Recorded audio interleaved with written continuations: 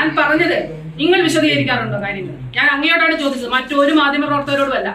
അപ്പൊ ആ രീതി എനിക്ക് പറയേണ്ട കാര്യമില്ല, എനിക്കറിയാം. മുഖ്യമന്ത്രി പിണറായി വിജയൻ നേരിട്ട് ട്രെയിനിങ് കൊടുത്ത പേഴ്സണാലിറ്റി ഡെവലപ്മെന്റ് കോച്ചിങ് നൽകിയ മന്ത്രിമാരാണോ ഇത്തവണത്തെ മന്ത്രിസഭയിലെന്ന് സംശയിക്കേണ്ടിയിരിക്കുന്നു.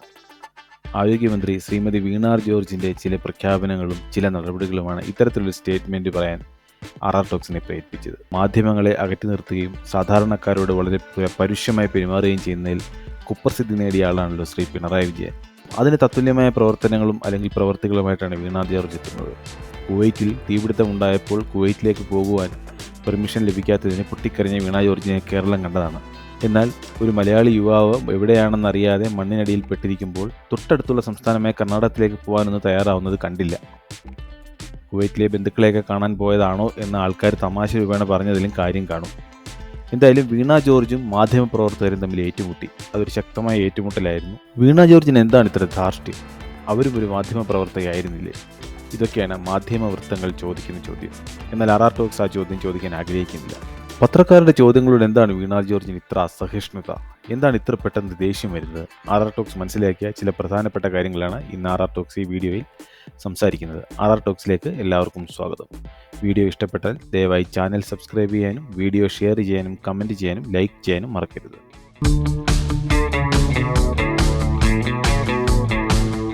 ഈ വീഡിയോ മുഴുവനായി കാണാൻ ശ്രമിക്കുക. എന്തായാലും വീണ ജോർജിന്റെ വിവാദമായ പത്രസമ്മേളനത്തിന്റെ പ്രസക്ത ഭാഗങ്ങളൊന്ന് കണ്ടിട്ട് നമുക്ക് തിരിച്ചു വരാം. അല്ല, ഈ ദൃശ്യമാധ്യമം ഇല്ലാത്ത വാർത്ത കൊടുക്കുന്നവരല്ലേ ചിലതൊക്കെ? അല്ലല്ല,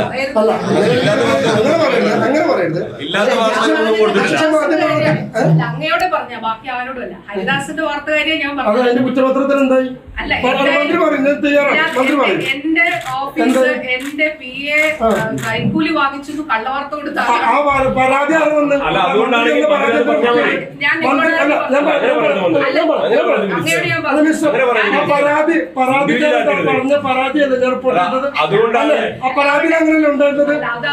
മന്ത്രിക്ക് വന്ന പരാതിയല്ലേ? മന്ത്രി എന്തുകൊണ്ടാ പരാതി കൈമാറിയില്ല? എന്തുകൊണ്ട് നടപടി എടുത്തില്ല? റിപ്പോർട്ട് വാർത്ത പുറത്തുകൊണ്ടിരുന്നത് മന്ത്രിയുടെ സ്റ്റാഫൊക്കെ എവിടെയായിരുന്നു? അല്ല, ഞാനൊരു കാര്യം പറയട്ടെ.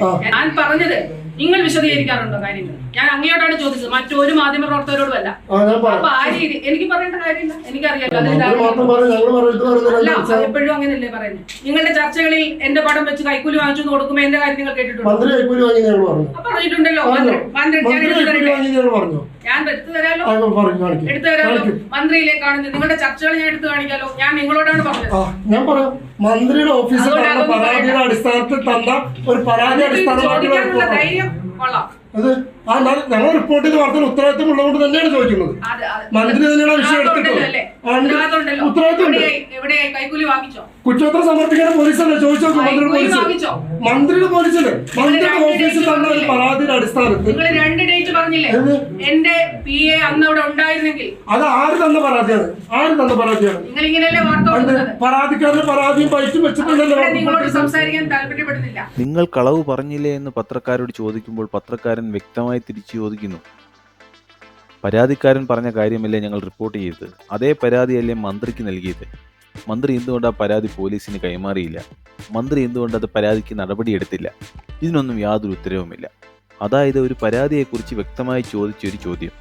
വീണ ജോർജിൻ്റെ ഓഫീസ് കൈക്കൂലി വാങ്ങി എന്ന ഒരു ആരോപണത്തെക്കുറിച്ച് ഒരാൾ തന്ന പരാതിയെക്കുറിച്ച് ചോദിച്ച ചോദ്യത്തിന് പൊട്ടിത്തെറിക്കുകയല്ലാതെ വ്യക്തമായ യാതൊരു മറുപടിയും വീണ ജോർജ് പറയുന്നില്ല.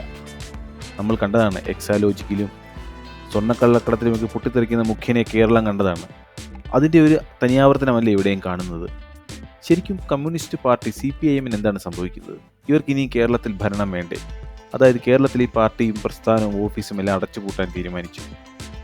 RR ടോക്സിന് മനസ്സിലാകാത്തതുകൊണ്ടാണ് ഇങ്ങനെ ഒരു ചോദ്യം ചോദിക്കുന്നത്. RR ടോക്സിൻ്റെ പ്രേക്ഷകരുടെ അഭിപ്രായത്തിൽ ഈ മുൻകോപം എന്തെങ്കിലും കള്ളത്തരങ്ങൾ ഉള്ളതുകൊണ്ടാണോ, അതോ തികച്ചും സ്വാഭാവികമായ ഒരു പ്രതികരണം മാത്രമാണോ വീണ ജോർജിൽ നിന്നും ഉണ്ടായത്? ഇലക്ഷൻ കഴിഞ്ഞപ്പോൾ, ലോക്സഭാ ഇലക്ഷൻ കഴിഞ്ഞപ്പോൾ തിരുത്തൽ വേണം, മന്ത്രിമാരും നേതാക്കന്മാരും കൂടുതൽ ജനങ്ങളിലേക്ക് ഇറങ്ങിച്ചെല്ലണം, നല്ല രീതിയിൽ പെരുമാറണം എന്നൊക്കെ കേന്ദ്ര കമ്മിറ്റി പറഞ്ഞിരുന്നു. ആ പറഞ്ഞൊന്നും ആരും കേട്ടതായി തോന്നുന്നില്ല. കാരണം ശങ്കരൻ വീണ്ടും തെങ്ങിൽ തന്നെയാണ്. എന്തായാലും നമുക്ക് കാത്തിരുന്ന് കാണേണ്ട വിഷയങ്ങളാണ് ഇനി എന്തൊക്കെ സംഭവിക്കുമെന്നുള്ളത്. ആരോപണങ്ങൾ വരുന്നതല്ലാതെ വ്യക്തമായ അന്വേഷണങ്ങളോ ഒന്നും സംഭവിക്കുന്നില്ല. പോലീസിൻ്റെ കയ്യിൽ കൂച്ചുവിലും കിട്ടിയിരിക്കുന്നുണ്ട്. പോലീസിന് ഒത്തിരിയേറെ പരിമിതികളുണ്ട്.